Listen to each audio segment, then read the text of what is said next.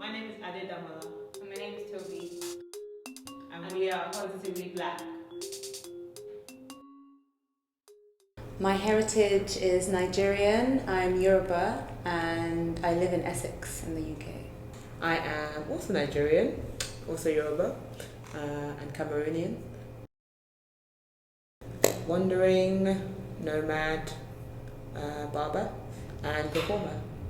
I am a weirdo for life, very love obsessed, and I feel like that kind of shows itself in my work as an anti-disciplinary artist.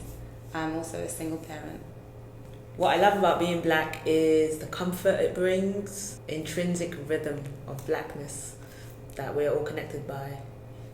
Whether or not you actually have rhythm or not, that rhythm is still there. What about you? What do you love about being black? I love the richness of blackness. I feel like at every corner in which I acknowledge or investigate or like sit with or share my blackness, there's always a depth, there's always so much to discover, to learn, to unlearn, and yeah, I feel very privileged to be a black person. I feel connected and disconnected from my heritage in very strong ways. I feel very connected to my heritage because I am lucky enough to still be able to speak my mother tongue, which is Yoruba.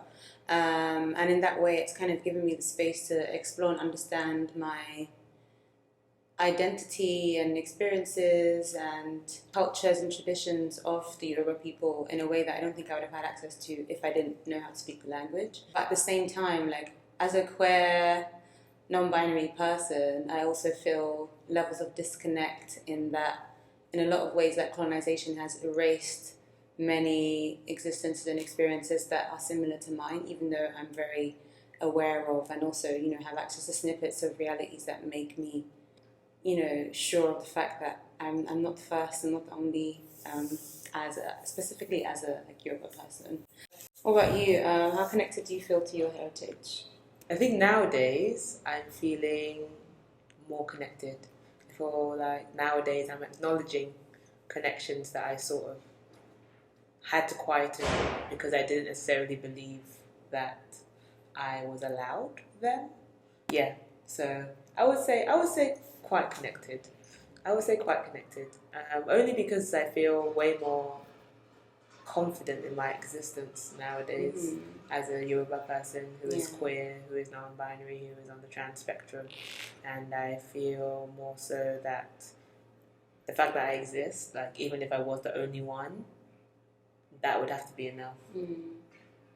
So I'm claiming the connection. Yeah.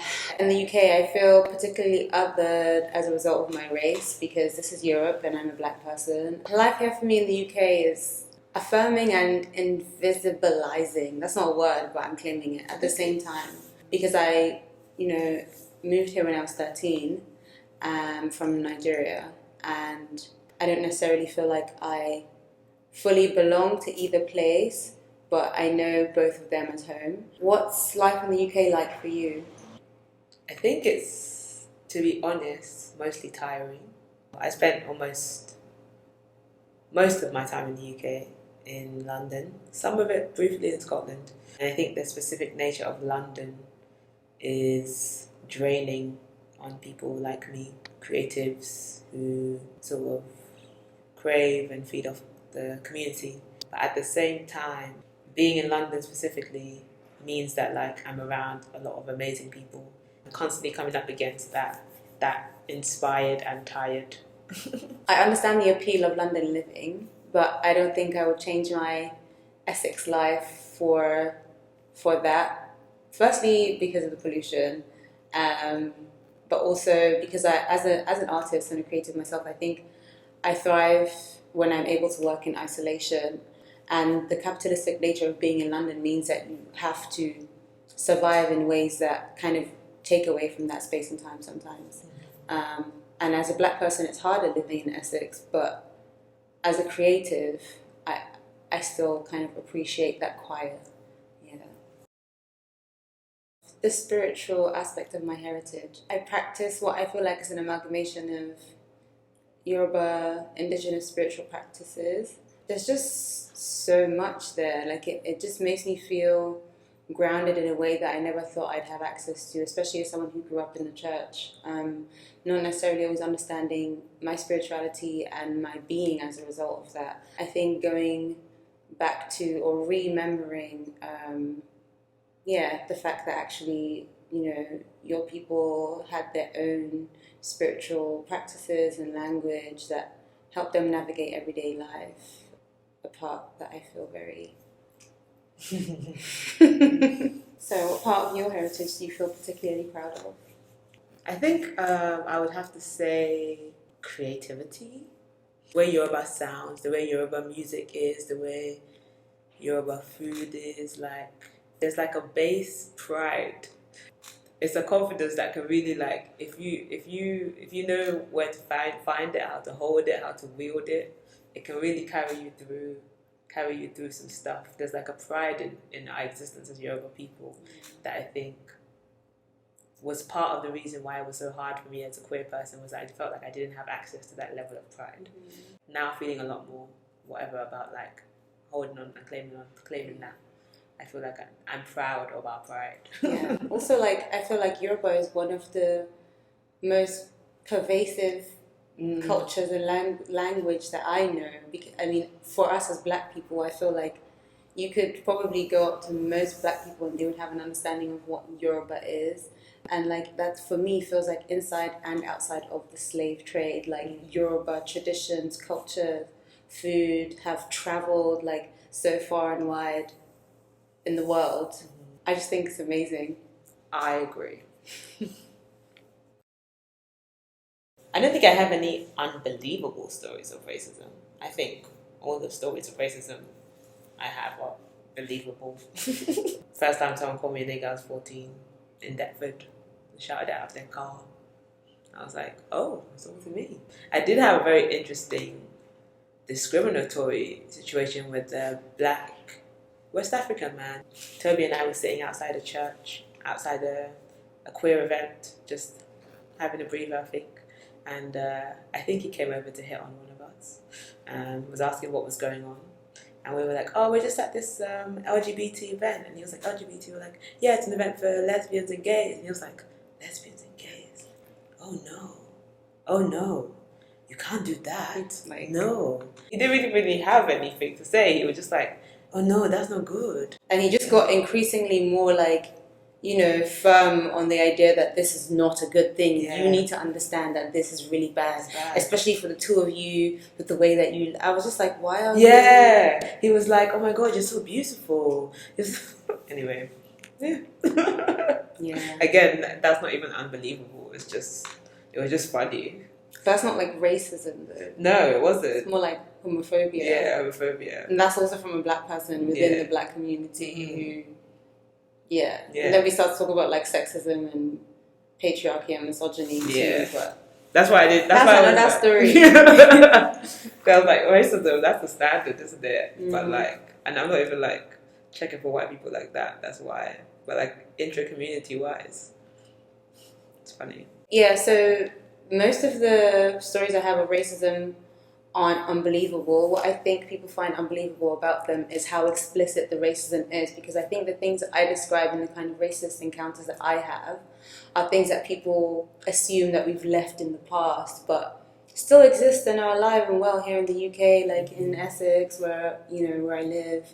Like I said, people like throwing eggs at people, making monkey noises at you, sexualizing, then dehumanizing you at the same time. Literal physical violence, like people getting beat up or having to, like me anyway, like walk around with a metal ruler in my bag just in case some white person decided today was the day they wanted to attack me or my sisters, that kind of stuff was just like every day. I wouldn't say so much now, maybe because I look weirder and people are a bit like, ooh, maybe we shouldn't be racist to this person because they might kill us or something. But there's also something to be said about the silence of other white people when racist things are happening. Oh, I was going to say actually, and people, because people, all types of people can be racist, anti-black as well. There's something to be said about wanting to build communities and foster spaces that are for black and brown bodies. But then there's also something to be said about how we don't acknowledge or address as much as we should how prevalent anti-black racism is inside of the BIPOC community. Yeah, so I have many examples, but I just feel like I never want to waste my time or energy acknowledging or reliving those experiences because there's so much more that I want to be spending my time or energy on, you know? How would you like to see our community grow? I feel like the black community, the African community are a community of immense faith of numerous types, and we could be a little bit more creative and open-minded about the possibilities of humanity and challenge and interrogate more these limitations that have been put on people's existences. I found African communities to be violent, and we resort to violence quite quickly for a lot of things, whether that be in school, raising kids, or even interacting as adults sometimes. I saw a pastor slap somebody in church. I was like, oh. On stage. On stage. I was like... And nobody said anything. What would Jesus do? I don't know. At the very minimum of everything else. As a queer person, I didn't even know that I care about people understanding. I don't necessarily know that I need to be understood or justified in my existence, but I do think that we need to question why we think violence is an acceptable reaction to somebody's existence a lot more. Mm-hmm. I think I would like to see our community grow in ways that are similar to, ones that you have just mentioned, in that I think it's important for us to have what I would describe as a collective acceptance of this work that we all need to do towards being softer in our interactions with each other as a wider black community, because that is what creates the access and the network or the mesh that we need to thrive fully. Because if we are allowing people to just be within the depths and breadths and beauty and richness of our existences as black people, I don't see how that's going to lead to anything but even more greatness for us, being able to exist in a way that's not monolithic, in a way that means that we don't have to be the same. There are things that we kind of, have common grounds on, and i.e. our blackness, but at the same time, I see and accept, not necessarily understand, I see or accept you for who you are. That doesn't infringe upon my existence, but, we're existing together. That collective understanding, that journey towards healing, that acknowledgement of the traumas that, bring us to exist in the ways that we exist now. I think I would like to see that for us as black people, that be a part of the language of conversation, on a universal scale. I think that would be amazing. Hey, queer Nigerians, hey, queer Africans. Queer black people, we you. love you so much. We love the rest queer of you. Trans people, we out here, we existing, we're thriving. Still alive. We're trying at thriving, exactly. We're still surviving. And that's important, just to know that we're here. That's it, that's enough. Just being. Yeah.